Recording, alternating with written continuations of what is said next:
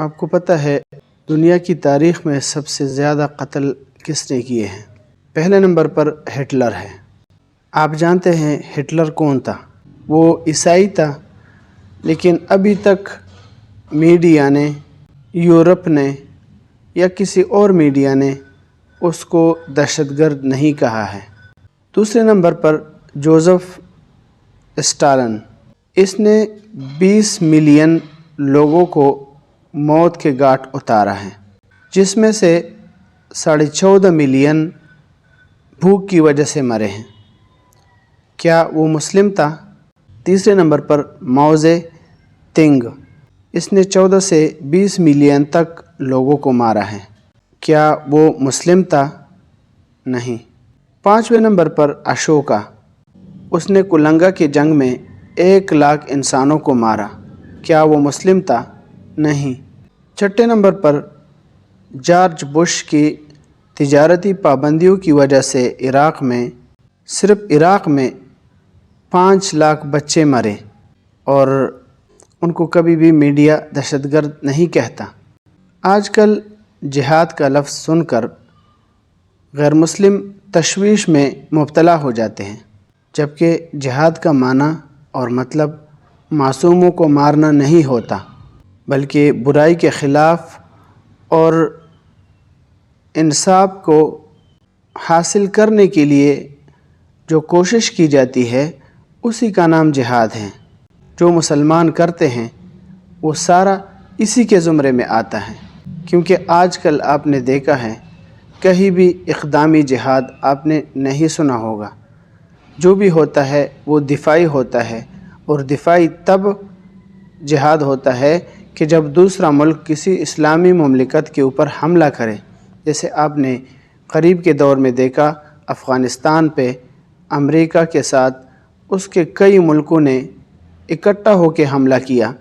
عراق کے اندر اسی طرح بوسنیا، چچنیا، یہ بہت سے ملک ایسے ہیں جہاں پر مسلمان کے اوپر مظالم ڈھائے گئے۔ اسی طرح پہلی جنگ عظیم میں 17 ملین لوگ مارے گئے، اور سبب کیا تھا؟ غیر مسلم تھے۔ جنگ کا سبب غیر مسلم تھے۔ اسی طرح دوسری جنگ عظیم میں 50 سے 55 ملین تک لوگ مارے گئے، سبب غیر مسلم تھے۔ اور اسی طرح ناگاساکی میں جو ایٹمی دھماکے کیے گئے اس میں 2 لاکھ لوگ مارے گئے، اور سبب غیر مسلم تھے۔ اور ویتنام کی جنگ میں 50 لاکھ لوگ موت کے گھاٹ میں اتارے گئے، سبب غیر مسلم تھے۔ بوسنیا کی جنگ میں 5 لاکھ امواتیں ہوئیں، اس کا سبب بھی غیر مسلم تھے۔ اور عراقی جنگ میں 1,20,00,000 لوگ مارے گئے، اور اس کا سبب بھی غیر مسلم ہے۔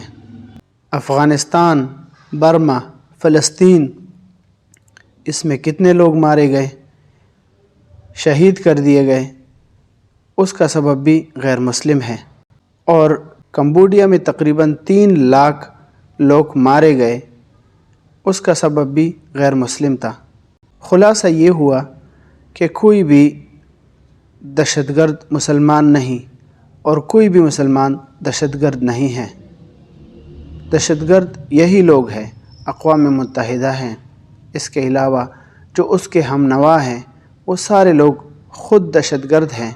دہشت گرد کا ٹپا مسلمان کے اوپر لگایا جاتا ہے، اور آج مبینہ دہشت گردوں کے ہاتھوں میں جو اسلحہ ہے، جو ٹیکنالوجی ہے، وہ کسی اسلامی مملکت کے بنائے ہوئے نہیں ہیں، لیکن اس کے باوجود بھی تمام تر فسادات کے جڑ اور اس کا ذریعہ بتاتے ہیں مسلمان کو۔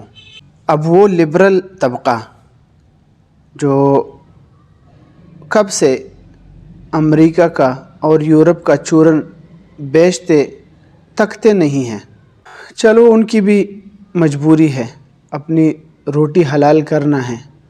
جیسے کہ کوئی کتا ہوتا ہے اور وہ کسی کے دروازے کے سامنے لیٹا ہوتا ہے، اگر مالک اس کو کھانا کھلاتا ہے تو اس کو حلال کرنے کے لیے جو راہ گزر ہوتا ہے اس کے اوپر بھونکنا یہ اس کا کام ہوتا ہے، اس کے بغیر اس کو کھانا نہیں ملتا۔